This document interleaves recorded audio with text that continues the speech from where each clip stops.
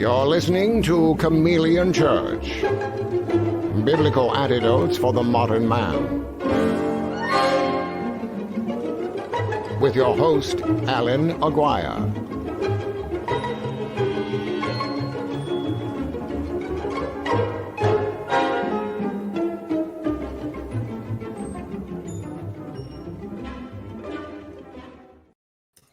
Good morning, Allan Aguirre here, your host of the Chameleon Church Show. It is September 10th, Tuesday, September 10th, and the weather is changing. Absolutely. It's like somehow the weather knew that we were going into September.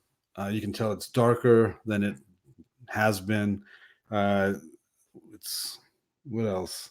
We had a thunderstorm this morning, and it knocked our power out. So our power was out till about 10 minutes ago. I wasn't sure if I was going to be able to actually host the show. I thought maybe Darryl would have to, and he would have to call me in, and I'd have to do it on my iPad or something. So, but no, power came back on. I'm here. I don't know if the comments are going to work today. Last week, we were not seeing the comments here inside StreamYard. We had to go over there in YouTube. So I don't know. Is anybody out there commenting? Let me look at YouTube real quick. There's nobody talking. There's 6 people watching, it says.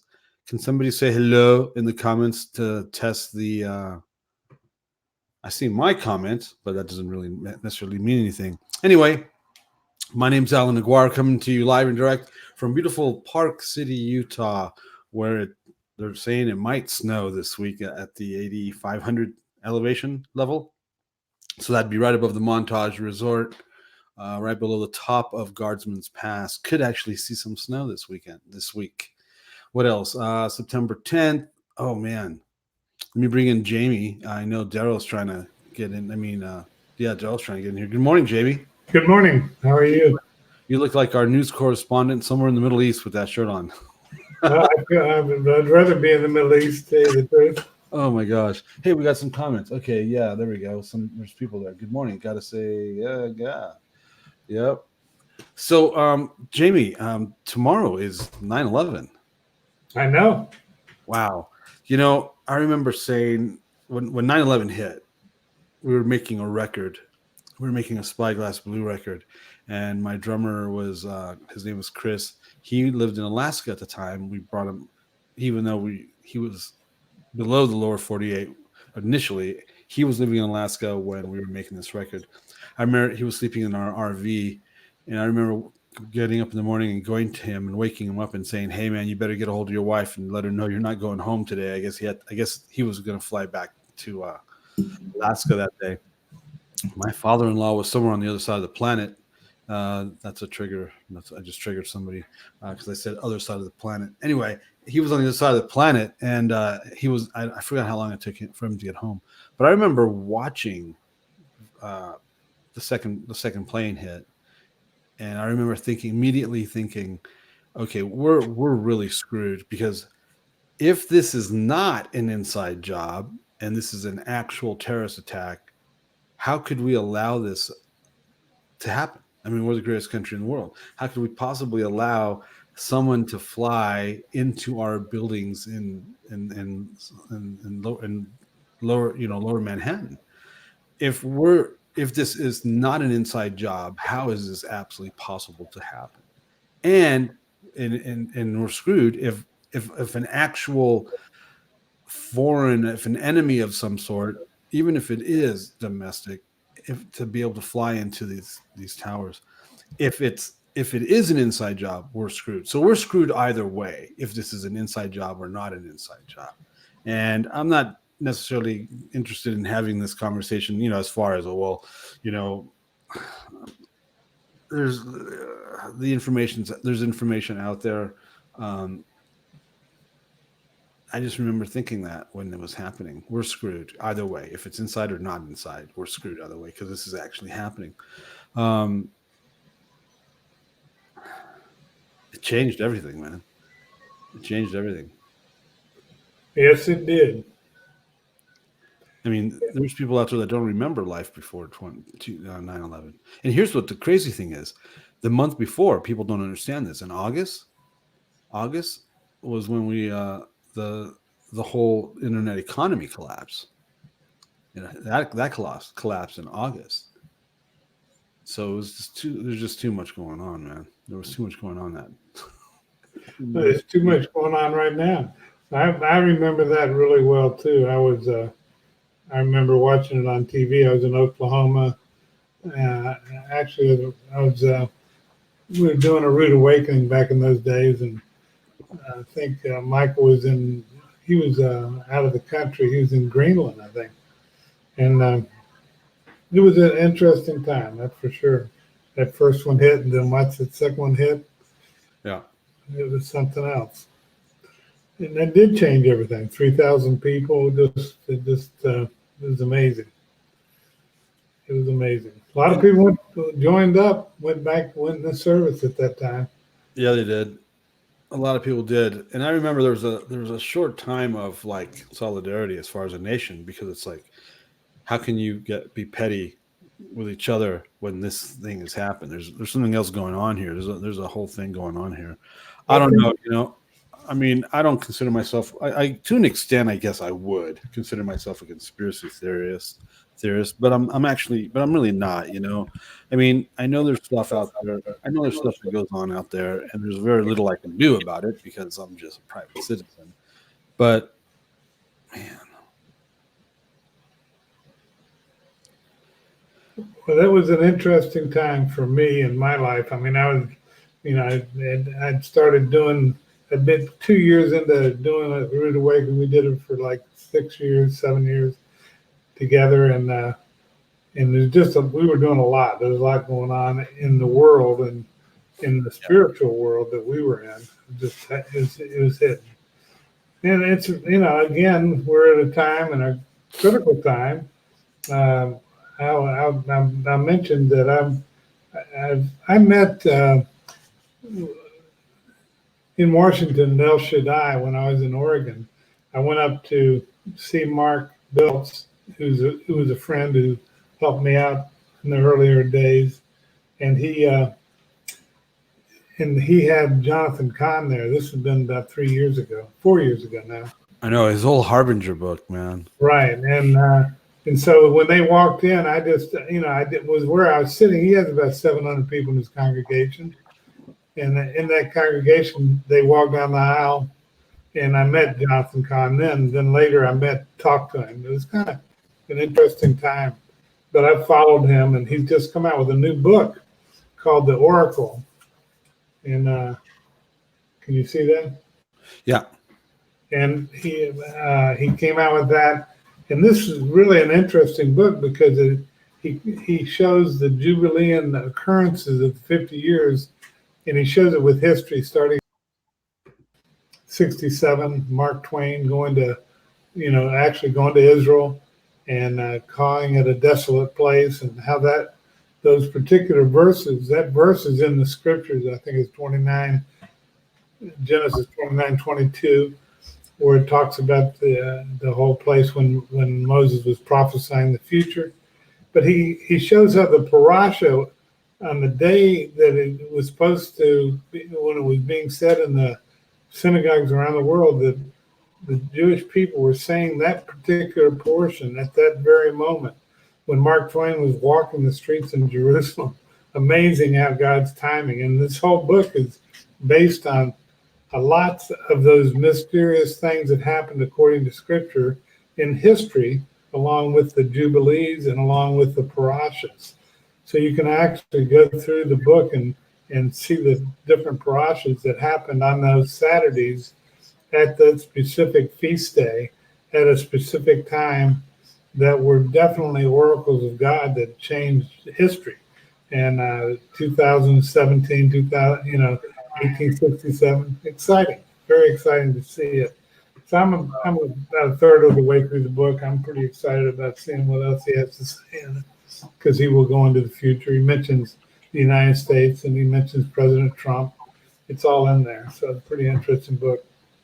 So the Shemitah year book was pretty. I'm going to say important. I think there was some good stuff in there. The Harbinger book was pretty intense. all the correlations. So are you saying that this book is just as relevant and just as important as those?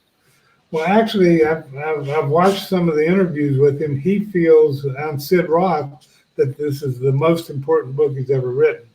He felt that he got 3,000 pages of download that he felt he got received. And I think you understand what he means. And when he wrote the book, it's like 258 or 298 pages worth of book, but he had 3,000 pages of information that he had gathered for the book. So it's pretty interesting. I think it's very timely.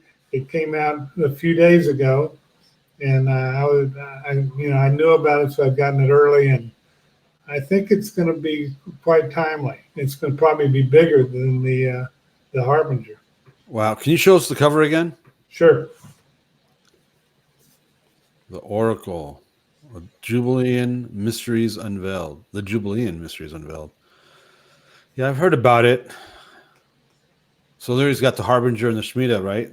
The Harbinger, Shemitah, and Book of the Mysteries, and then this 5 books. Wow. 4 or 5. Pretty exciting stuff. Well, hey, good morning, Darryl. I see you finally got a chance to get in here. Man, oh man, I'm telling you, the devil's been playing fast and loose with my technology all weekend. Fast and loose. He ain't blowing no sunshine up that skirt, that kilt of yours. No, not pumping me full of sunshine. That's for sure. Pumping you full of sunshine. Well, he was doing that with Judith this morning on the prayer room. They were having all kinds of. Oh yeah. Well, I woke up, hit snooze, and then I woke up right before my snooze went off again. And I usually, I jump onto Facebook because, that's kind of like my news. And then I saw one of our community members was like, what an amazing thunderstorm this morning and our power's out. I'm like, I didn't hear anything. And they're like 2 miles away. I didn't hear a single thing. And so I got up and I'm looking around and I'm like, all right. And so I checked, the power was out, and I'm like, oh man, I got to do a show. So I'm like texting Darryl, hey, can you run the show this morning? Because I don't have power. I don't know when it's going to come on. I can at least get on. Remember, I remember we tested StreamYard, and I couldn't get on with my iPhone, but I could get on with my iPad. I don't know if you remember that test. So I'm like, well, I can figure out how to do it on my iPad because I haven't had to do it yet. And so Joe's like, yeah, I can lead it. And I'm like, okay. And then literally minutes after my power came on. So I'm like, well, let's see how stable it'll be. I'll run the session, but if I get bumped out, maybe you guys can, I don't know how that would work. But then Darryl wasn't able to get on. Oh man. Yeah. Now ever since we had that meeting last week, the ministerial meeting regarding, confronting principalities here in the city and stuff like that, we have just been getting hammered every which way. Unbelievable. We really hacked someone off. That's for sure. Yeah. So we're just talking about tomorrow is 9/11. We were talking about that a little bit, and then this book came up because Jonathan Kahn had that Harbinger book. Yeah, I heard him actually interviewing with James Dobson yesterday on Family Talk. So this big promotion on it, and it's so nice when you have the machine behind you. Well, yeah, it really is. I think Jonathan Kahn is truly a prophet for this age. I mean, God has given him stuff that's just, he's making connections and getting things. I mean, I think that there's probably a little bit too much promotion going on. You produce one book and then there's 7 different versions of it and stuff like that. So there is a bit of the machine there, as you say, but see, I don't have a problem with that because I'm a media whore. So yeah. There you go, blowing stuff on his skirt. I'm literally known as a ruthless self-promoter, and it's true. People in the Christian industry have called me that because you got to remember I'm from LA. No one was going to do anything for me. I don't have a silver spoon in my mouth. I'm not born in a family with connections in the industry. You know what I'm saying? That wasn't going to happen. I was going to have to go out there and get everything I got. And so I worked my ass off in the LA market to get that. And I got very good at it. And so it's just, it's just marketing. It's just, it's just working. What's the new hashtag? The not the struggle. It's not the struggle. What's come on, all you millennials. It's the grind, and it's just what it is. Well, I mean, I've got a book. It's called the 10 times rule, or 10x rule, whatever you want to call it. Oh yeah, that's a great book. And he talks about if you want something to happen, you got to work 10 times as hard as everybody else. It's as simple as that. It's like Allan says, nobody. And I lived in LA. I know what it's like down there. Man, oh man. I made it out of LA.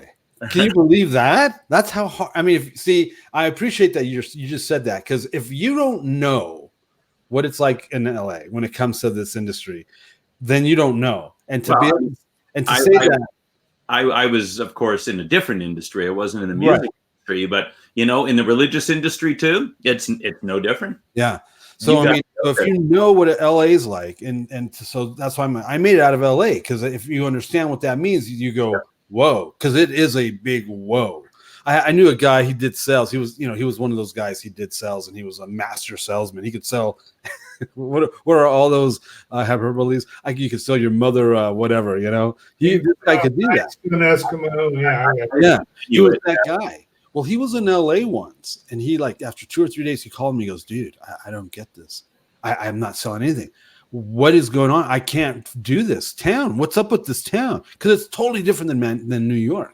Yeah. And he's like, and I go, well, you have to understand this about LA. And I spent half an hour explaining LA to him, when it comes to sales and marketing. And he goes, okay. And then he called me back 3 or 4 days later. He's like, thank you. I'm like, you're welcome. Because if you have to understand where they're coming from. And when you do, it's an entirely different mentality. Absolutely.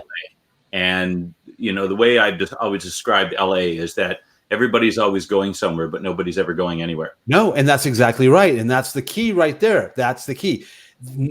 90% of the people are on the hamster treadmill, and they're always talking about this new deal they got, and it never pans out. And then the next party you see them at 4 or 5 months down the road, hey, how'd that oh yeah, it fell through, but I got this new deal. And this constant new deal, but nothing ever actually pans out. But it's also this, even if driving, I mean, LA is all full of highways. And so there was one day, and I'll never forget it, 20,000 years into eternity, I still won't forget it. I spent 4.5 hours on the highways in LA. It was a Friday afternoon. Was it the 405 southbound? It was northbound first, because we had to go up to, I was living in Palos Verdes, but I had to go up to Culver City for a meeting with a couple of pastors. So it wasn't the 405. And then I was officiating a wedding, and I had to go down to Long Beach or something like that.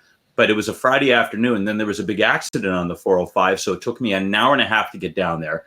I wasn't able to call. I mean, they're sitting there waiting at the restaurant for me. They have no idea what happened. I finally walked in. The first thing I did is I sat down at the table, and they had a carafe of wine. I poured myself a glass. I took a sip, and it was just like, okay, now I can talk. that's the way it was down there. It's a brutal city, man. It's so there's this. LA's got this weird intensity, and it's like everybody's frenetic, but nobody's ever actually accomplishing anything. It's like what they're aiming for is so banal and so nothing. Because, growing up in Toronto, I look at Toronto as being part of the Northeastern Triangle. You've got New York, Toronto, and Boston. And that triangle is kind of like, that's the business sector of North America. That's all. Everybody's goal oriented. Toronto is just kind of like a New York on sedatives. Okay. It's the same kind of mentality. It's just not as intense. And going down to LA and watching this freneticism, but it's all about, we're really working hard to get to the beach so we can hang out. That's really kind of what LA was all about. And I dealt with it amongst the pastors. I dealt with it amongst the congregants. And it was really bizarre. And I could never figure it out. Like when I left LA, it was like, I got to get out of this place because I don't understand the mindset down here. It's definitely a thing. I didn't leave LA because of that. I wouldn't, and that's not why I wouldn't go back to LA. I wouldn't go back to LA because of what they've done to it since I've left. Oh man. But it's true. I mean, you have this 1% that's actually working. Then you've got this massive 80 to 90% of what we're talking about, hamster in the treadmill. They're never nothing ever is accomplishing. They don't actually accomplish anything. They're always in the process of accomplishing something, but then it never happens. And then you've got this lower section that they feed off of. And so you go to LA, so you got to remember the majority. Let me see, when was it? Between 1985 and 1990, 10,000 new hopefuls were coming into Los Angeles on a weekly basis. We're talking playwrights, actors, actresses, models, musicians, singers, songwriters, producers, 10,000 new hopefuls a week in that 5-year time span. And there's there's a lot of, I'm from there. So it's not like I went there. I'm from the LA area, Burbank, which is the media capital of the world. And you see the Hollywood sign. On the other side of that Hollywood sign is Burbank. You got the Burbank studios. You've got Warner Brother. You've got Touchstone. You got Buena Vista. You got Disney. This is where they were going to originally put Disneyland. I mean, this is like, and I'll explain something to you about that in a minute. So, whole industries have been developed by those that have come before that migrated and never made it and stayed, and they've created whole industries to feed off the new blood or the new, fresh meat that comes in every week. Give us $300 and we'll put you in front of a showcase instead of, industry professionals. I mean, it's just a whole racket. If you ever saw Get Shorty is a very, very, very, very subtle version of what I'm talking about. I read the book too. Oh, okay. So this is like a real deal, but check this out. So there's this little corner here. If you have Hollywood right here with the Hollywood sign, let me see. Hollywood right here with the Hollywood sign. Then around here is Cahuenga Pass. And you have the Hollywood Bowl. John Anson Ford Theater used to be up there, right? And then you come around, and on this side of the mountain is Burbank. And then this corner right here, you have the Cahuenga Pass going into Burbank. You have Universal Studios. You have all the studios I just mentioned: Burbank, Warner Brothers, Buena Vista Pictures, Touchstone, Disney. I mean, all of this is going on right here. I mean, literally right here, this little pocket right here. And then North Hollywood is a porn capital, and then Burbank, where all this NBC, Johnny Carson, all that. Well, so there's a mountain right here, right? Well, on this point where all this is happening, there's a demon sitting on this plateau. It's like a little butt. It kind of goes like this, and then it has like a seat, and then it comes down. Well, there's this massive demon entity that sits there called the Taskmaster, and he can see all of Hollywood and Los Angeles, everything that I just said, that whole corner and all of that, into North Hollywood, into Burbank. And he's the Taskmaster, and there's this demonic entity there that causes this thing that we're talking about. And I was involved with that thing, and that it feeds you, and it's incredibly demonic. But that's where I grew up. That's what I grew up in, and that's how I grew up. And I was in that industry, and I worked it, and I made it out of there.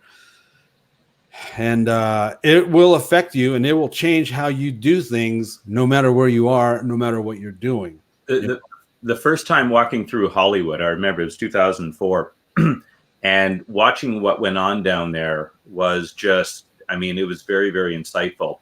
And having just come back from Niagara Falls yesterday, Niagara Falls is very similar in setup to that. You've got this whole stretch of haunted houses and fun houses and arcades and stuff like that. You got the two big casinos within about a mile of each other, and it is driven by things that you don't want to know about.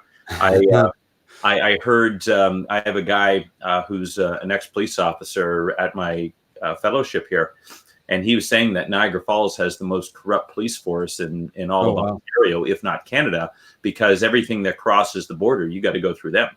Wow. So, you want to talk about entities.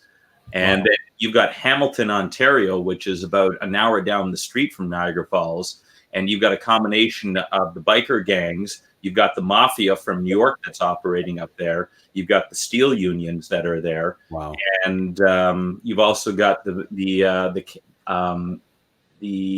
headquarters for the Masonic temple in Canada down there. So, I mean, that stretch down the Niagara Peninsula is just... Jeez. Well, hey, Darryl, Marilyn's asking about the Falls Israel celebration. Didn't you have a weekend deal you had to go through? You did this weekend? It was on Sunday night. There's a woman who is part of... there's a group... do you remember the airport vineyard, the whole fuss? That? Yeah. Anyway, so they've changed the name to Catch the Fire. It's been like that they've rebranded it because, the airport was too toxic. So they've got a couple of home fellowships that are going on down in Hamilton, Niagara Falls area and whatnot. And so there's this one woman who in the last couple of years has had a passion and desire to do a Bless Israel thing.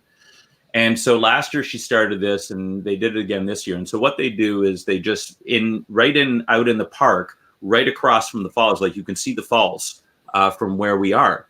And so they had on this stage, they've got all these different acts, and there's a Messianic act, Dan and Melissa David, they're Messianic music couple. There was a Native Indian couple who are believers, and they have a love for us. You got all these people. You had the Israel consulate general. You got a Holocaust survivor, and so all these people were contributing. And it's just a love fest for Israel from the Christian community. So we went down for that. I did a lot of networking. It was really kind of cool. It was neat to watch, but there are some things that I think that we really need to help them with. Because one thing that was really clear to my wife and I is that it was very Christian in its format. When the charismatics get a love on for Israel, they get that kind of wild, crazy look in their eyes, and all they want to do is they want to run around and wave flags. Oh my gosh! You've seen that before, right? Oh my gosh! A guy that I used to work with many years ago in Chosen People Ministries. Alan Shore. He lives up in Washington State, and he's a Messianic believer, came from New York. And he described Messianic congregations as 2 crazy Jews, 2 normal Jews, and 40 Gentiles that want to blow the shofar. That was his definition of a Messianic congregation. Oh my gosh. So you get these charismatics out there, and they love Israel, and I think I do think it's heartfelt. I do believe that God has put a love for them on. But one of the things that we really notice is that there's all this focus on Israel and praying for Israel and everything else, but it had nothing to do with the Jewish community in Niagara Falls. And where Gentiles really kind of get tripped up is that all the focus is on the land. And in the Messianic movement amongst the Gentile people, and whether you've got the ICEJ and they're represented there or whatever, there's this romanticized ideal about Israel. And when they think of Israel, they go to the Wailing Wall, and you've got all the black hatters, and they're davening at the wall, praying and everything else. But there's a disconnect between that and real Jewish ministry. Because in order to reach the Jewish community, you've got to entirely change your paradigm.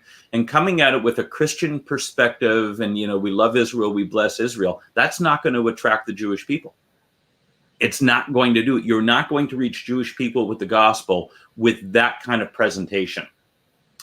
And it's really difficult for people who aren't of Jewish background and culture to make that transition. And one of the things that I've struggled with in our ministry most of all is trying to communicate that message to Gentile people, that if you want to be effective, how do you bless Israel?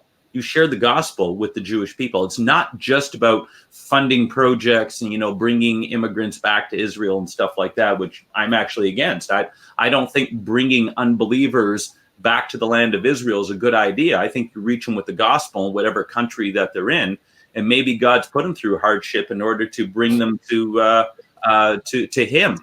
I'm all for sending believers back to Israel, but Israel is one of the hardest places in the world to get the gospel. Why would you send an unbeliever back there? So you've got all these ministries like Bridges for Peace and things like that, and they actually prohibit you from sharing the gospel with Jewish people. Right. It's not lawful. You can't proselytize in Israel. No, but they will actually forbid you to do it. And so, listen, I understand that if you're trying to develop a relationship with the Israeli government, you want to get in there, you want to show friendship, evangelism. But if the opportunity comes up, you should be able to say, well, hey, this is what I believe. Don't make a big deal about it. But for them to actually say, and it's not just in Israel, they will forbid you wherever you go. So it's like, well, how are you actually showing love to them if you're not sharing Messiah with them? Right. So I have a Messianic brother, him and his family, they're trying to make Aliyah, and they've had to spend like the last, I don't know how many years doing nothing that was, that would connect them with evangelism, Christianity, Messianic Judaism, whatever, so whenever he's here, he's, we've seen him, I don't know, a handful of times since we moved to Utah.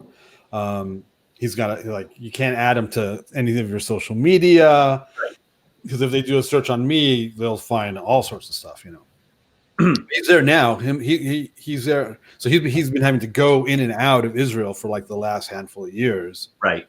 And so he's there right now, and I'm not sure how long they'll be there. And he's a filmmaker. He's a documentary filmmaker for Christian organizations.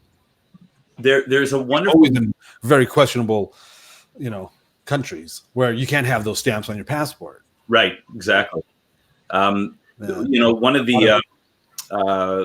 the speakers at this event on Sunday night, their organization actually supports Messianic congregations in Israel.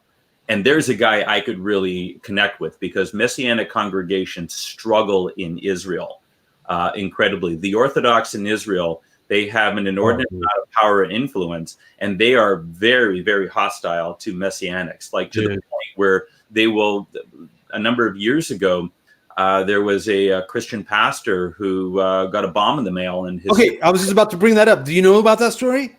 Yeah. Okay, I was in his house a month after that happened. I was just going to bring him up when you were done talking.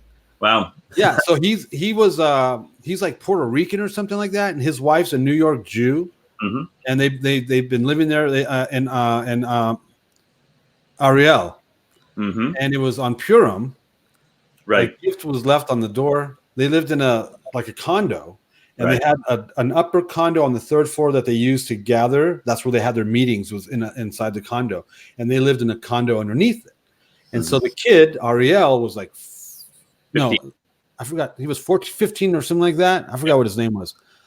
Brought the package in, was on the phone with his mom. Hey, da-da-da-da. He opened it, and it blew up. And it was for his father. Right. And it was bad. Yeah. I mean, cars down below were blown out. I mean, it was bad. The kid survived it. Yeah. And because he was a kid and a kid was involved, it got press. But it was there's a lot. So anyway, I was in their house the day the kid came home from the hospital. And so we met him and everything. And I got pissed. So our guide, our friend Rami, asked, he goes, "Are you okay?" I'm like, "No, I'm not okay.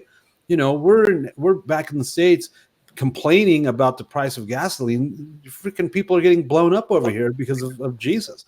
It was a military trigger. I mean, I know information. I probably shouldn't talk about it. I mean, I'm sure it's out now, but it was like, this was bad. There were military triggers in this device. There was a hit. It was a professional hit. That imposters were in Ariel impostoring Jews and telling you about Jesus. Their faces were on flyers, him and his leadership, and it had been circulating throughout. I mean, along, all the way up to the Med, which is pretty far, about these imposters that were in Ariel, and basically calling a hit on them with their home address and all that stuff. And it was an American Messianic, American Zionist or somebody that was in the land that did it or whatever. Anyway, there's so much cloak and dagger stuff that went on with that. The Cortez family, I believe it was bad. And so there's like a whole faction I think is where you were going, that are very jihadist about it. And Yeah, that's something they don't want you to know. No, and we're talking some serious stuff here. Yeah. Well, we are, but again, when it comes to Jewish ministry, they've got to get the rose-colored glasses off. Dude, people have Kabbalah stuff on their walls. Oh, I got it in Israel. You can't have it on your wall, woman. They don't know. Get the Shabbat Shalom freaking plaque, but don't get the Kabbalah hand. The Hamsa there, which is the hand with the all-seeing eye in the middle. Yeah, they don't know. They're stupid. It's from Israel and there's Hebrew on it. It's okay. Well, I mean, Kabbalah is just Gnosticism that's wrapped in Jewish stuff. As a matter of fact, it's interesting you mentioned that. When we had a couple in Toronto that was at our congregation, we went over to their place for Shabbat dinner one night, and she actually brought it out, and I said, you shouldn't have that in your house because it's Kabbalistic. Yep. And we had a couple of Israeli friends that lived on the street with us when we lived in Vaughan. And she went to Israel and she brought us back a gift, and she brought us the Hamsa. Yeah. And my wife said to her, she says, I am so sorry. She said, but we can't accept that. And she explained it to her. And, this poor girl, she's just kind of looking at her and it's just like, you're rejecting our gift. And she says, we really love the fact that you gave us the gift, but what's attached to that we can't accept. I mean, it was a hard conversation for my wife.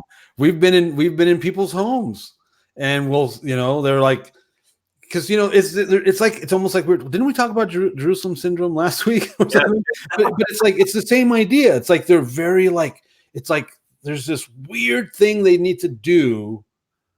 It's weird, right? Because you'll be in somebody's home and they think, oh, well, you're a Messianic, you're like Ministries Walking when we were touring all these guest homes, and they were like, and they try to connect with us and through Jewish stuff, and it's like that's just goofy in and of itself, right? And they'd have this stuff in their homes and would have to say something, that's not good. What you have in your house right there, that's not good, and it pisses people off. Well, yeah, I mean, she was disappointed, I think, more than anything else, and probably somewhat heard about it. And we tried to explain it the best that we could, but that's where you got to take a stand. And even if it jeopardizes the relationship, you're just praying that one day later on down the road, they'll realize what it is that you did and why. But like I said, in Jewish ministry, and this is what was really highlighted to us at this whole Israel celebration, is just like, you people I understand the desire to bless Israel, but blessing Israel is different from blessing Jewish people. And if you really want to bless the Jewish people, then you've got to get in there, you've got to develop the relationships, and you've got to be able to help them to understand. I've mentioned a couple of times, I think, my 50th birthday is next Sunday. And we are having, I don't do shameless self-promotion. No, but we don't do birthdays in my family. It's not a big deal, but this is kind of a milestone. It's more on the lines of, I made it. And after being in ministry for almost 20 years, I think that, something I could probably boast about. But it's an opportunity, number one, for me to get my family together who don't believe.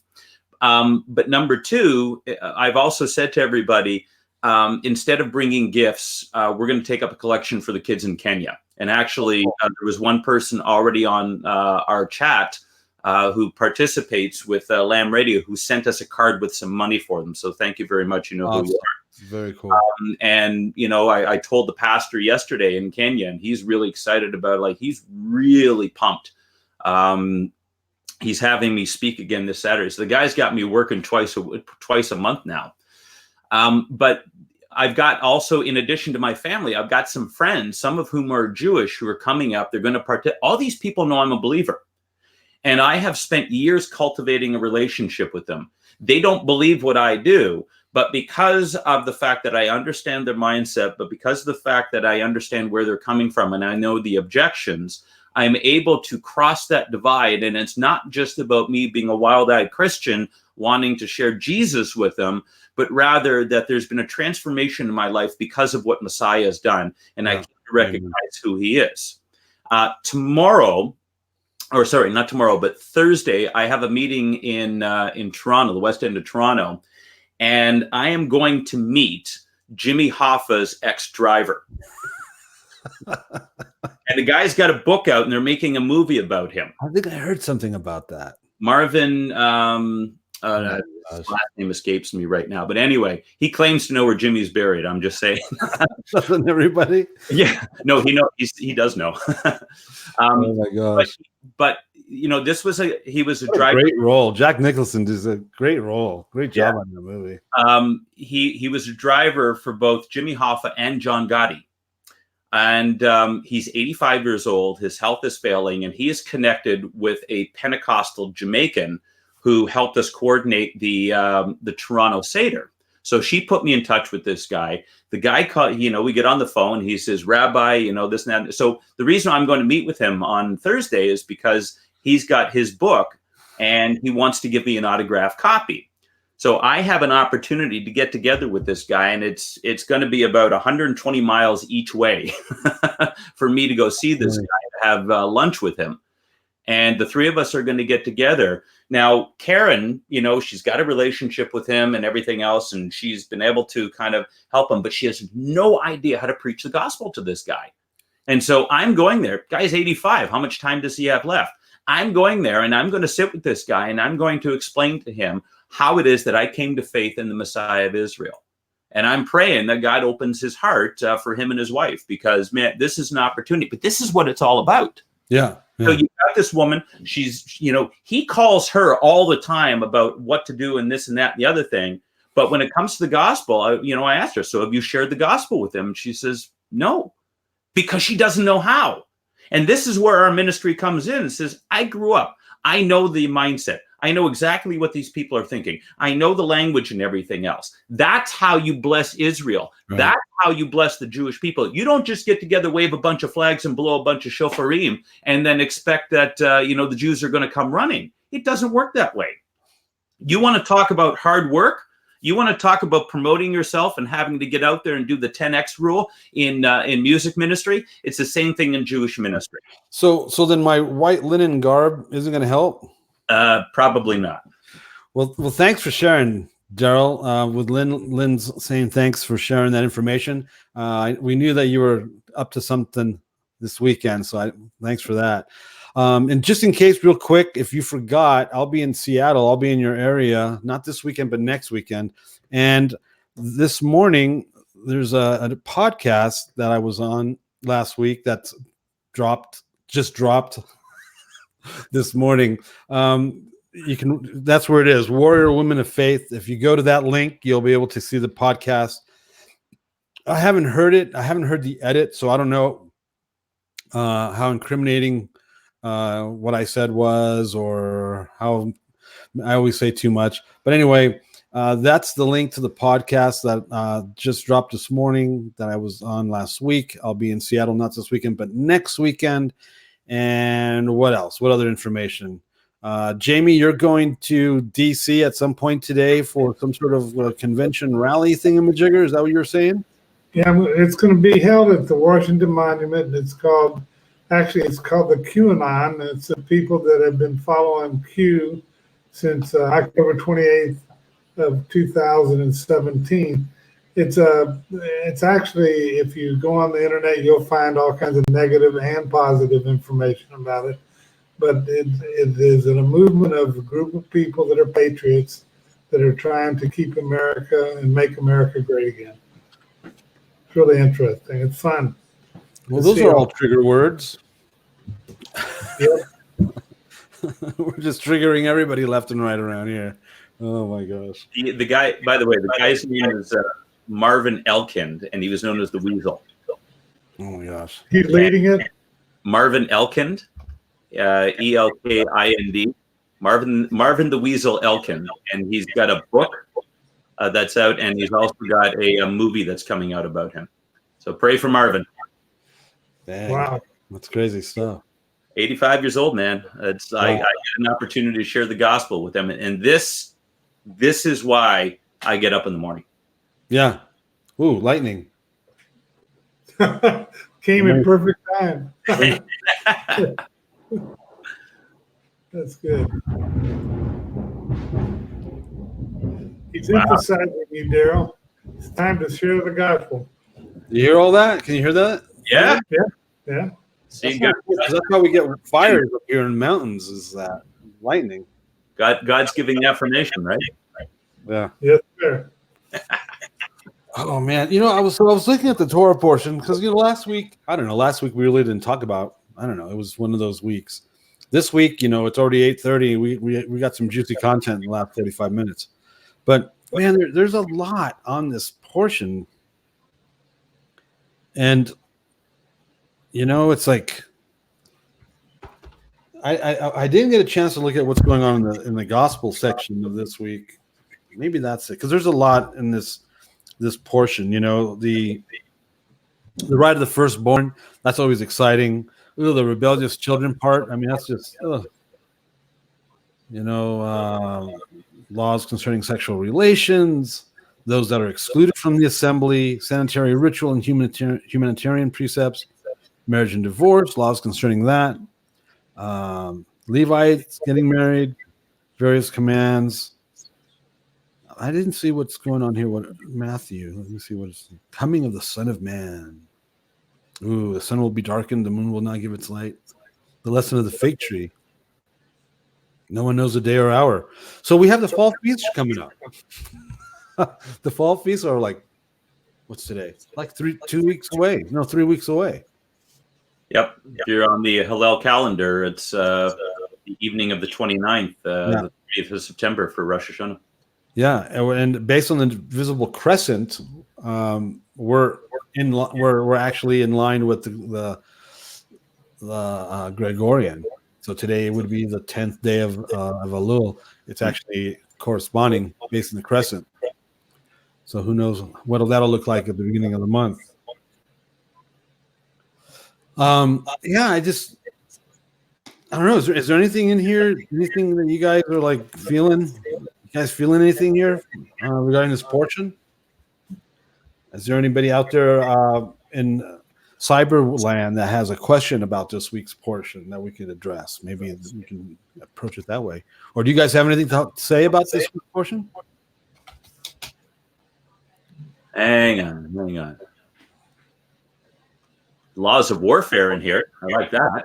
Well, let's take a look at that. Lead us in that. Hey, you know what? Can you read that and lead us in that while I go get some coffee?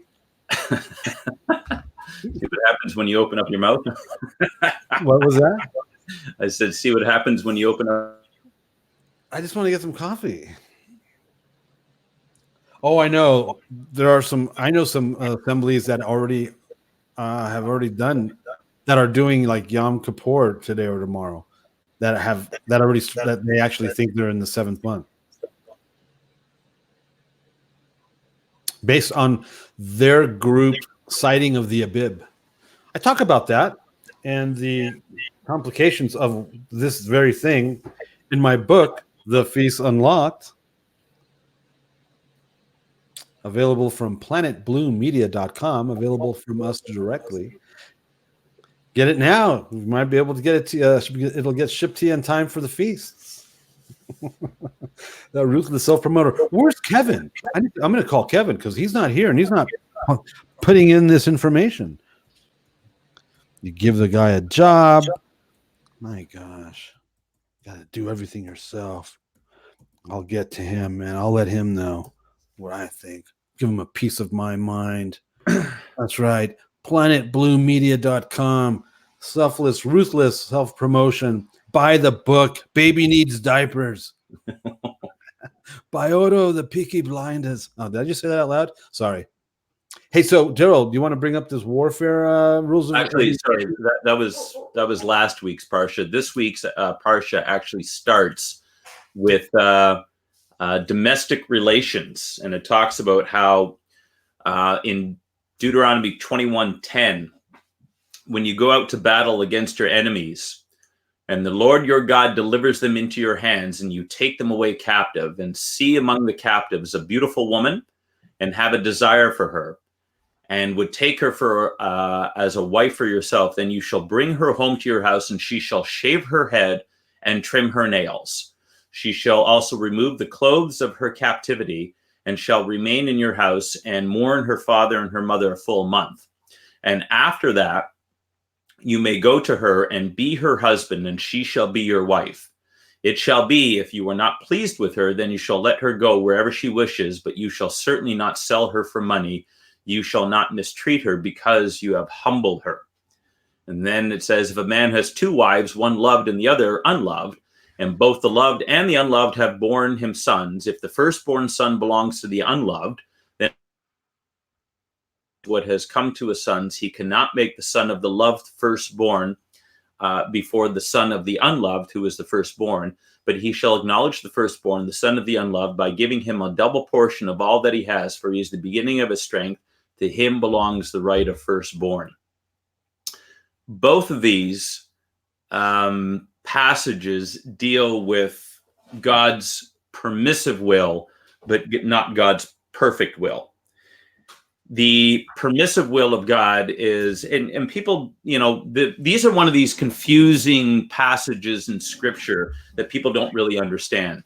It's like, well, why would God say that if you, capture a woman and, you shave her head and then have her stay there for a month before you do anything, and then, if you're not pleased with her, let her go, but you can't sell her? It comes back to culture. What used to happen 3,500 years ago in battle, and it's happened mostly throughout history. When an invading army would come in, they would kill all the males, because you don't want to allow boys to rise up and take vengeance for them killing their father. Also, any woman who had known a man, she was to be killed, because she already belonged to another man, and two shall become one flesh. The only ones that they were allowed to keep were women who hadn't known a man.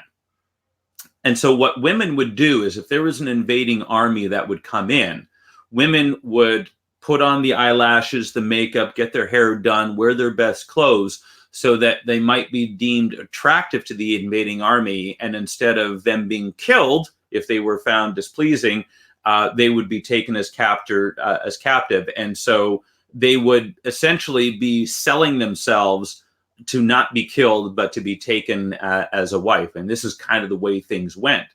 And so what God was saying is that if you're an invading army and this woman gets herself all dolled up and everything else, that's not who she is.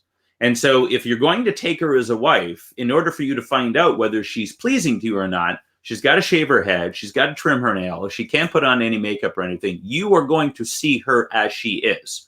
She's going to get time to mourn for her family. And then after a month, if you're still attracted to her, then you may take her as a wife. But if you're going to make your decision, and isn't this the problem that we have in the modern era, that marriage is all based on love. And it's the eros love. It's not the agape love, where you're actually making a decision to love that person, regardless of how she may look or anything like that. And so God is making an allowance to say that if you really want this woman, you got to find out what she's really all about. And if you find that after a month of seeing her as she really is, that it's not for you, let her go. And then God gives her freedom. Same thing with the whole thing about two wives. Now, it was never God's will that there be two wives, but he understood that that's the culture. I mean, polygamy was very common. And this passage is actually it's a rebuke of what Jacob did, who is he is Israel himself, and it was his 12 sons that formed the nation of Israel. And he favored Joseph, even though Reuben was his firstborn.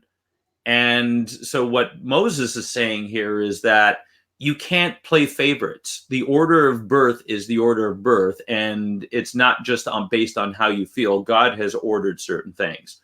And so if you're firstborn from the unloved wife, who is Leah, and she was unloved, you still got to make him the heir. And all throughout Israel's history, during the time of the kings, we saw that not happening. The king would choose one particular son in order to be his heir, and it wasn't necessarily the firstborn. So God is setting things up here in order to make sure that people are treated fairly and things are done right. And sometimes that gets really complicated, And so God had to lay down a few rules, and that's what this passage is all about. But I love the fact that God is protecting even women captured in battle, pagan women. He's still making an allowance for them and making sure that they're taken care of. Wow. Jamie? Well, I think that was a pretty good job. The thing that I was looking at was the curse hung on the tree. That's an interesting portion to me because, of course, it refers to what happened to our Lord and Savior. And I love to see that in the Old Testament. And I've, reading that in the Gospels and studying it, it's interesting how they broke the legs of the first, and then they somehow got around Yeshua to the next one and broke his legs instead of like going down the line, breaking the legs, broke one leg because he was still alive, and then they broke somebody else's. So the soldier would have to walk by Yeshua, according to what I understand, and break the next legs. I've always thought that as a mystery. It's kind of a phenomenal thing to think about, that the soldiers would walk past Yeshua if he was alive, and he was hanging on the tree with the sash around his waist to break his legs so he would suffocate. That was a normal way they did things.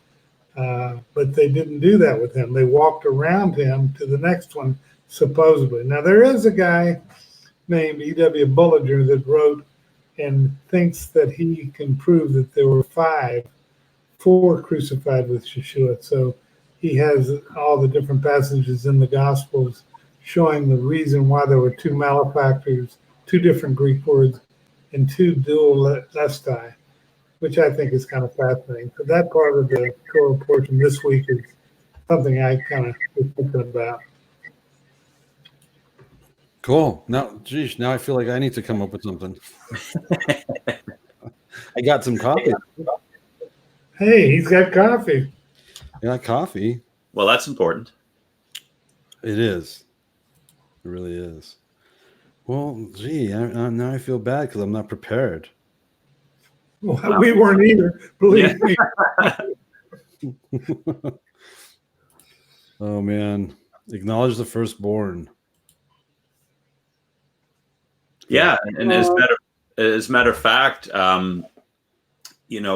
Reuben disqualified himself from being the inheritor because he went and defiled his father's bed. It says in Genesis 49, and so family, man. Yeah, he ended up cursing himself. But how much of that was attributed to the fact that he felt unloved from Jacob in the first place? Yeah, and how it's so important that you can't have favorites. Yeah, I mean, Jacob wasn't a very good father. And I think it's instructive for us that we realize that there's a lot of lessons to be learned from the patriarchs as to how not to do things. David, too, King David, he was a miserable father. I mean, that guy had no clue how to parent whatsoever. He was just busy collecting his harem and procreating and stuff like that. But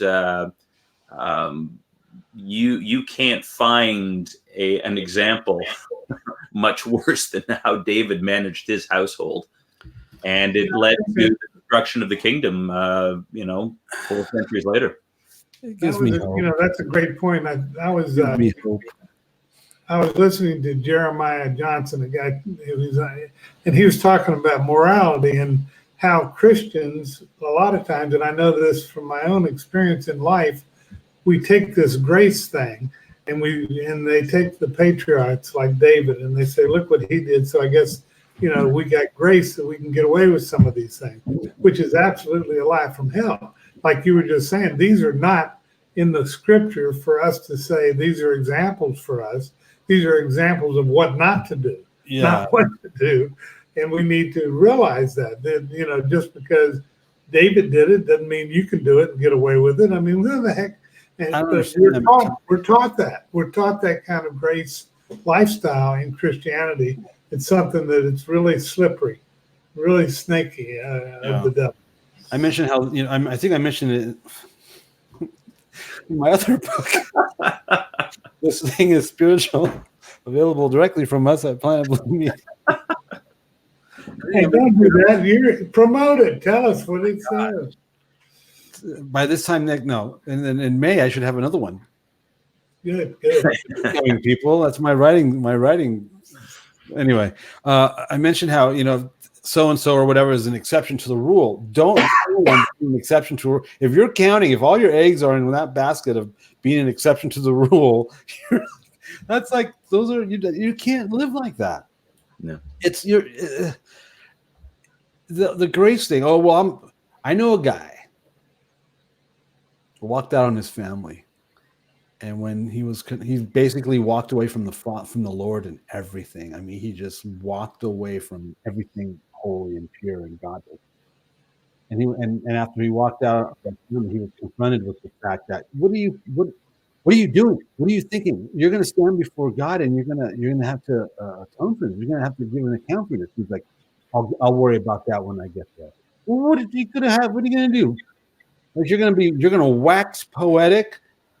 And God's going to go, oh, yeah, I see your point of view. I mean, what are you thinking? This guy is counting on some sort of like everything's going to be okay. God's going to understand my position and he's going to be all right. He's not going to worry about it until that time comes. I'm like, you're going to die. You're going to die outside of his favor because he hates divorce. He hates what you've done. He hates it. It says so in both Old and New Testaments. It's not like you're going to be able to go up there and here's something I've been thinking about because I've been thinking about this a lot the last couple of weeks, thinking about Seattle. All right, we got God's plumb line. We have God's measuring rod. So if you think of it, look at it look at it as if you're looking down on a table and you've got this straight line, this white line on a black table, and it's straight and it's pure line. There's no deviation. There's no crink in it. It's like straight. This is God's plumb line. This is God's measuring rod from creation to the new heaven and the new earth. It doesn't waver. It doesn't change. It doesn't have any shadows. It doesn't turn a different hue of white or whatever. It's just one color and it's straight from eternity past to eternity future. And there's no deviation in any way, shape, or form of this plumb line, of this measuring rod. Then take any color you want to represent you or any denomination or the centuries and the millenniums that have occurred since the creation to tomorrow. And it's doing this. And it goes, some go way out there and then back. And then some, they're doing this. And they're doing, do you understand what I'm saying? So you have this pure line and you've got all these various colors and versions and deviations and turnings and ins and outs. And those are different denominations and those are your life and your timeline. Oh, I remember when I was doing this and then I came back and now I'm like, if we're not running alongside that timeline, that plumb line, that measuring rod, we're screwed. It's the truth. It's the truth. 100%. 100%. What's that? Something that just I started thinking about yesterday. We've got this whole focus on grace and that we don't need the law anymore. And all of a sudden, this thought came to me, and it had to be of the Holy Spirit that if we're not under the law, if the law doesn't apply to us anymore, then not only are the curses of violating the law not applicable, neither are the blessings. Neither are the blessings. You can't claim the blessings if you're going to dismiss the law. And you know what? Christianity's claiming every single one of them, baby. Yeah, I know. Including ones they have no right to, like 2 Chronicles 14:7. If my people who are called by name humble themselves and hear my voice, I will forgive this and I will heal their land. Well, what land did a Christian ever get? We're aliens and sojourners. We have no right to that promise. So they're even claiming ones that have no bearing on us, much less the ones that only come with obedience. So if you want to eliminate Deuteronomy 28 verses 15 through 68, which are all the curses, or Leviticus 26, then you have no right through 1 to 14 if the law is not applicable, and then it's a crapshoot. Then you have no idea what God, and we're back to paganism, because if God hasn't made it clear as to what the rules of engagement are, then what are we doing? How do we know whether we're in God's favor or not? Because you can't define holiness without the commandments. I know, and I was thinking about that with that timeline. You're right, and then if you look at that timeline, that measuring rod, right, from eternity past to eternity future, and you find the point where, okay, here's Jesus' ministry on earth. Oh, here's the apostolic age, or right, the New Testament age, or whatever you want to call it, the New Testament, right? Oh, and here's where it was determined and decided that he did away with the Torah. And that spaghetti deviation way over there. Mm-hmm. And yet somehow we're believing that we're on that timeline, on the promises. Just like you said, it's like, no. It's really concerning, and it's disturbing and concerning, because, right? I mean, if you look at Ezekiel, if you look at anything my wife just gave me a link yesterday of Patricia King speaking about timelines and plumb lines and measuring rods, and I'm like, she's like 5 minutes into it, and she brings it up. This is going to be her main theme of this session from, I forgot, a few days ago, and I go, because I haven't told anybody, so I told my wife yesterday, okay, the Lord's been speaking about alignment to plumb line and measuring rod in light of where what I'm thinking I might be talking about in Seattle. So this is, again, and I've mentioned it on this show before, when I hear the Lord speak, he usually confirms it with some other prophets out there. Well, then, because it's one spirit. It's one. If this is what he's talking about, then there's going to be confirmation, So that's exciting. And so in regards to our alignment to his plumb line and his measuring rod, then you got Ezekiel, and he's measuring the temple and all that. There's a reason why it says he has no shadow of turning. There's a reason why he says he's the same yesterday, today, and forever. He's absolute. There's an absolute constant that we can depend on. Remember in Lost, the show Lost, right? When what was his name? Desmond, right? One of the best characters, Desmond. He's like going back and forth from the island and the future and all that, and he knew that he told his girlfriend Penny to answer the phone on Christmas Day on such and such a date at such and such a time, because he knew he was going to call her, and he does, and she's like waited all these years because he's been lost on this island. There's this parallel timeline. If you saw the show Lost, you know what I'm talking about. Anyway, but what he was told by Fettery, the character, the science guy that was dealing with the time-space jumping and all the issues they were dealing with time, he told them, you have to have a constant. There has to be a constant. You have to have a constant. It's like the Inception. They had to have a talisman or whatever that they could use that was theirs, so that they would know they were in reality and not in a dream state. Remember that? Okay, that's your constant. So in Lost, they're talking, you got to have a constant that'll ground you. And in Inception, you have to have like this talisman or something. I don't know if they used the word talisman, but Leonardo DiCaprio had that spinning top. And then somebody else had another thing.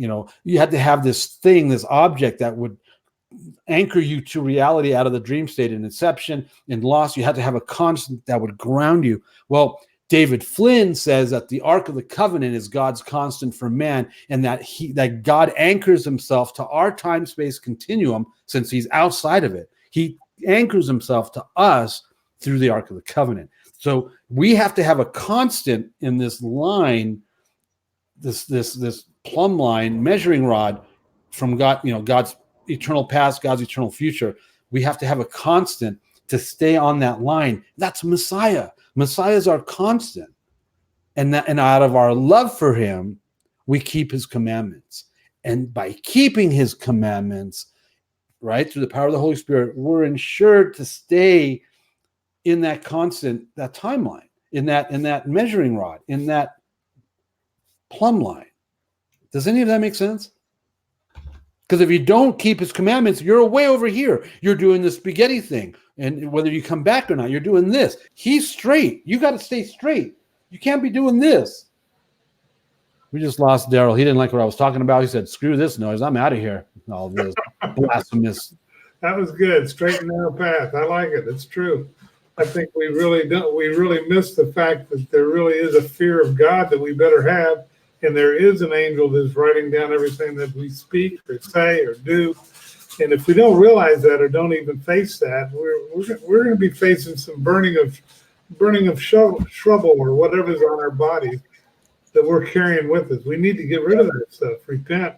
The God we're praying to today is the God that was looking down on Elijah and the 450 prophets of Baal.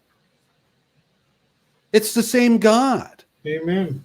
With the same mentality, with the same standard, with the same opinion, with the same point of view, with the same everything. He's not changing as the seasons change. He's not changing with the millenniums. He's not changing with the societal shifts of humanity. He's not changing with any of that. The same guy, right, that was hovering over the waters when the earth was formless and void, right? When the spirit of Elohim was hovering over the waters in Genesis, 1-2 or something like that? That same God, Elohim, that was hovering over the waters when the earth was formless and void, is the same God that was looking down on Elijah and giving him the wherewithal to take on the prophets of Baal, is the same God that was looking down on his son being crucified on Golgotha, is the same God that rose him from the dead, is the same God that watched Stephen get stoned, is the same God that is watching over us today. He has no shadow of turning. He hasn't changed. So we need to align with his rules of engagement, not the ones that this guy that I was talking about that walked out on his family. He thinks he's going to be able to have this conversation with God sometime in the future and bypass his wrath or something. I don't know what he's thinking.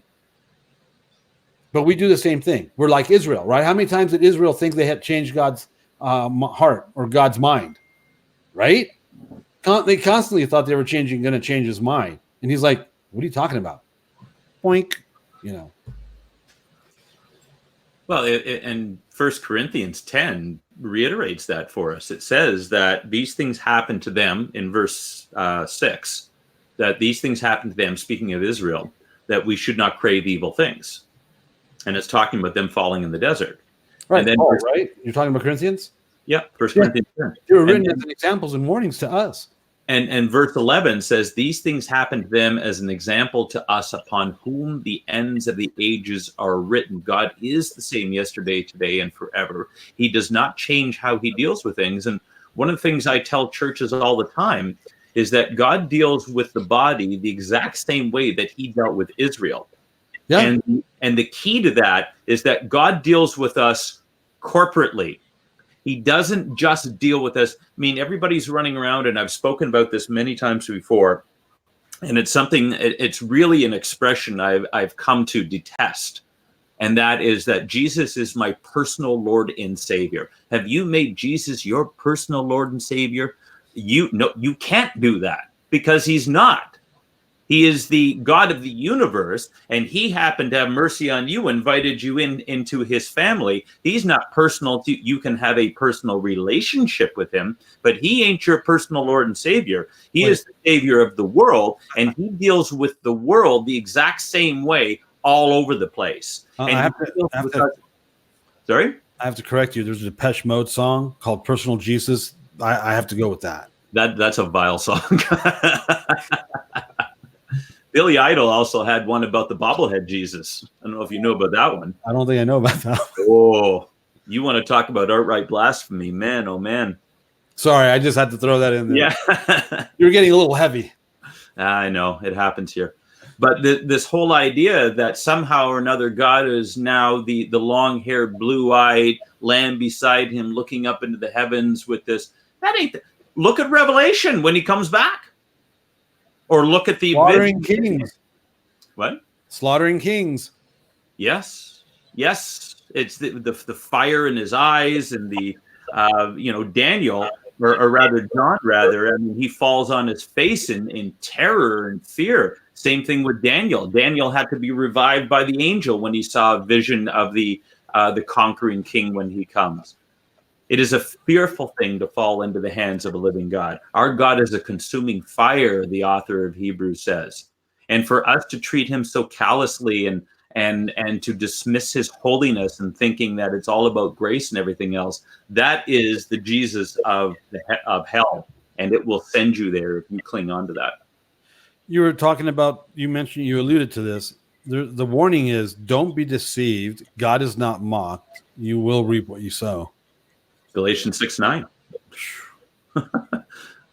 For whatever a man sows, he will reap. If he sows to the flesh, he will reap destruction. But if he sows to the spirit, he will reap eternal life. Well, what spirit? Your spirit or his spirit? Right. And I don't care how well versed you are in your denominational whatever. Yeah.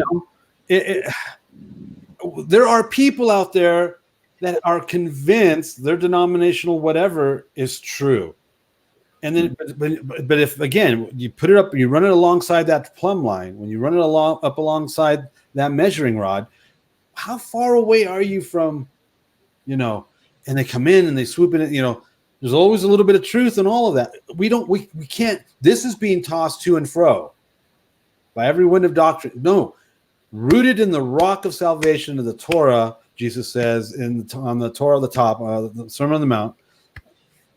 It keeps you on that measuring rod. It keeps you in that plumb line. It's so important. Our God is a holy God, and he expects us and commands us to be holy as he is holy. If you're not going to do that, then you have no portion in him. Depart from me, you workers of lawlessness. I never knew you. Yeah. You don't want to be one of those in Matthew 7:21. No. You don't want to be one of those who's been playing church your whole life and then show up on the day of judgment and say, Lord, Lord. And he says, I was not your Lord. That's terrifying. It's the scariest verse in all the Bible because, the guys like Fidel Castro and Saul Alinsky and Bertrand Russell, they all said, yeah, we're going Obama. Pardon me? Obama. I mean, Fidel Castro, he actually says he knows he's going to hell. He's making a conscious choice. If that is your choice, now they don't know what they're choosing, but they think they do. At least they know that they're choosing to defy God, and they're shaking their fist at him. But when you think you've spent your entire life devoting yourself to serving God, when it's really that you're serving yourself, how terrifying, and how many there's going to be a lot of people who do that. Pastors who have committed their entire lives to so-called preaching the gospel, and they find out they were doing it for all the wrong reasons, and it wasn't in line with his word. I don't know. I mean, I don't understand. I have a massive disconnect in my understanding of anyone that's involved with this thing that isn't doing it the way he said to do it, and they're thinking they're going to get the same results. I'm very confused by that. I've had people say, well, what are you saying, that I'm not a believer? No, you are, because I'll ask them. I get calls all the time, people in dire need of course correction. And it's like, so I ask them, are you in the Word? Are you eating the Word where it's transforming your life? No. Are you praying? How's your prayer life? And I'm not talking about silently in your mind. That's thinking about God. Are you having how's your prayer life? Do you fast? What's that? Are you in fellowship? Well, then they start getting on their soapbox about church. I'm like, no. You're talking to me. I'll trump you on that. I don't want to hear any of that BS. I don't want, So you're not in fellowship? No. Okay. So you're not fasting. You're not in prayer. You're not reading. You're not in fellowship. And then what's the other one I ask them? There's one more. Oh, are you submitted and walking in covenant relationship with somebody? A leadership? No. Okay. So let me understand this. You're not reading. You're not praying. You're not in fellowship. You don't fast, and you're not under any sort of covering or accountability. No. And why are you still calling yourself a Christian? Are you saying I'm not saved? No, you are. Explain to me why there's nothing cool about Christianity. Christianity is the stupidest thing you can get involved with. Faith is the stupidest and lamest thing you can get involved with. There's nothing cool about it. So why are you still identifying? Why are you still self-identifying with faith, Christendom, Torah, whatever it is you want to call it? Because we're triggering people by using the word Christian. Why are you still involved with that if you're not doing it and you have no intention of doing it? What is the purpose? I don't understand that. I would never self-identify with Christianity or being born again or whatever word is good for you. I would never identify with that because it's the lamest and stupidest thing you could identify with. Bless you. Thank you. There's nothing cool about it. It's the lamest group you can get involved with. So why would you identify with that if you're not doing any of it? I don't understand. I've never understood that. It boggles my mind. I don't understand, except for this: you live in fear, and you think you're feeding this monkey on your back, and you're appeasing this monkey on your back so that you won't die and go to hell. Well, I never got involved with this thing, so I wouldn't die and go to hell. That's not why I got into Christianity. That's not why I'm still doing this, out of fear of going to hell. My God is totally capable of delivering me from hell's fire, but even if he doesn't, my sword is still his. Amen, brother. Don't do this thing unless this is for keeps. Don't be lukewarm. He'll spit you out. It's hot or cold. This isn't a game. This isn't a social thing. This isn't a family thing. Oh, my family. No.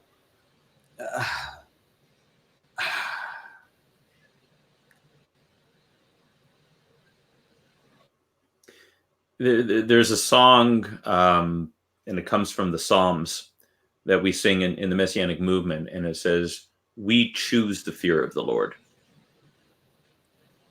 Are we choosing the fear of God? And we're not talking about fear as in terror. We're talking about fear as in awe, as in reverence. I don't like the word awesome because I think it's just been so debased in our modern, everything is awesome. The Lego movie did real injustice to that. They had a song, "Everything is awesome." The only thing that's awesome in the universe is God, because he's full of awe and wonder. He is awesome because you are left in you look upon creation and you see that he spoke this into existence, and the power and the might and everything else, and the heavens declare the glory of God and everything else. We choose the fear of the Lord. We choose to be in awe and wonder of him. We choose to obey him because of fear of the consequences, but also because of love for him, for what he's done for us. His nature, his holiness is so different from ours that there's nothing that we can do except accept it on faith and just hope that he has enough mercy on me today to conform me to his image a little bit more. Man. And so while it's something that we're striving for, it's something that we will never achieve until we have our resurrected bodies, and then we will be like him. Yeah.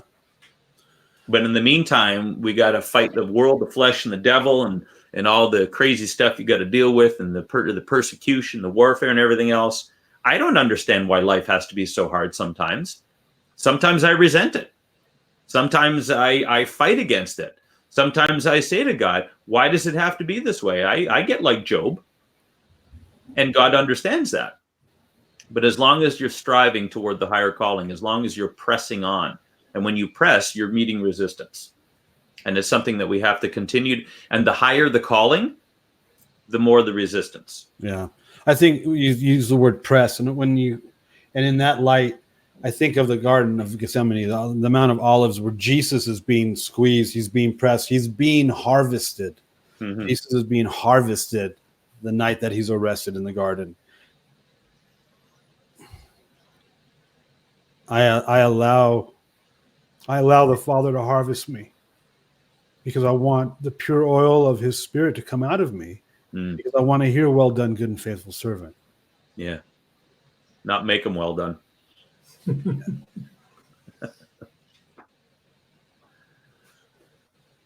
Allow yourself to be harvested by the Father.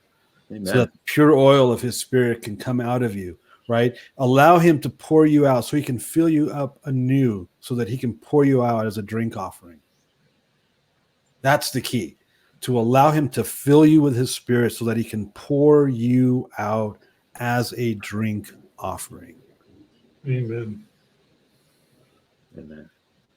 Amen. Jamie, be careful in DC. It's nasty. Okay. It's a nasty place. I remember the first time I was there, I was like walking around downtown. I'm like, oh my gosh, am I the only one that's discerning this spirit? you know? It's a heavy place. It is a heavy place. Oh my gosh. It's like, oh my gosh, I can't even fathom. Oh man. I'll give you a report. I'll report back to you guys. Let you know Awesome. what happened. This is Jamie Louie, our man out in the field in the Middle East. Thank you for. I like told to him be here. I told him he looks like our Middle East correspondent with that shirt on. I watched way too much movies. I watched too many movies. This is Oh, there you go. I was talking about your Hawaiian shirt. You look like a CIA operative in the Middle East with that shirt on. How do we know that you're not? You know, Sean Connery was in the Bahamas when that hurricane hit. Oh, really? Oh, I didn't know that. Him and his wife, but their house wasn't destroyed, which is kind of. Oh, wow. I'm watching this new Netflix original. I'm telling you, Netflix is just their original it's a brilliant business model called The Spy. It has to do with an Israeli spy between 1961 and 65 with Syria and Buenos Aires and all that. Anyway, I'm watching this and I'm thinking about, he's an operative in Mossad and, the CIA. I'm thinking CIA, FBI, there's the conspiracy theorist subculture of the Torah movement. Those guys they're all about conspiracy theories. They're absolutely anti-CIA. They'll actually call you they'll actually say that you're a CIA operative to discredit you among the Torah factions are out there. It's insane. I started thinking about that. They hate CIA and they'll actually use that against you. They'll call you that you're a CIA operative. You're freaking nuts. Anyway, and I'm thinking, why are they so anti-CIA? Why are they so anti? Joshua was a spy. Caleb was a spy, and I started thinking about all the biblical spies. You need to read some books. That's all I'm going to tell you. Hey, I got to go, guys. I'll be late. So Do you see what I'm saying? You got to be against. So if you're against that, you're against those guys, and those guys, God. Well, I am against the CIA, so I know too much about them. Well, but I understand why you would be, or why anybody would be against the CIA. I understand that. I'm just talking about spies in general. You got to remember, we have spies in the biblical narrative that were on God's side. Anyway, the whole blanket statement of I have a little problem with that, those blanket statements. But hey, Jamie, our man in the field, come get back with us on your Washington D.C. exploits. I will. He had to go. He had to go. I was still chewing. Oh. He mentioned it 10 minutes ago. You wouldn't let him go. You just kept talking. Oh man. Oh geez. Anyway, so it's gonna be a wild and woolly week. It's gonna be a great week. Indeed. Any word on bro Tom Collins? No, I haven't heard anything. No, I sent him an email a while back, never got a response, so I don't know what's happening with him. Yeah. But anyway, Joshua was a spy. Joshua was a spy. All right. Well, everybody I guess we're done. Everyone have a great week. Good show. Thank you, Darryl. Thank you, Jamie, wherever you are, whoever you are. Jamie has left the building. And thank you for all of you that are watching. Like, share, subscribe. Go to the Messianic Lamb Radio Network website. What's the URL, Darryl? MessianicLambRadio.com. There you go. MessianicLambRadio.com. And donate so that we can, I don't know. Oh, yeah. So we can pay for this StreamYard. That's right. Yes. And until next week. You're listening to Chameleon Church. Biblical Antidotes for the Modern Man. With your host, Allan Aguirre.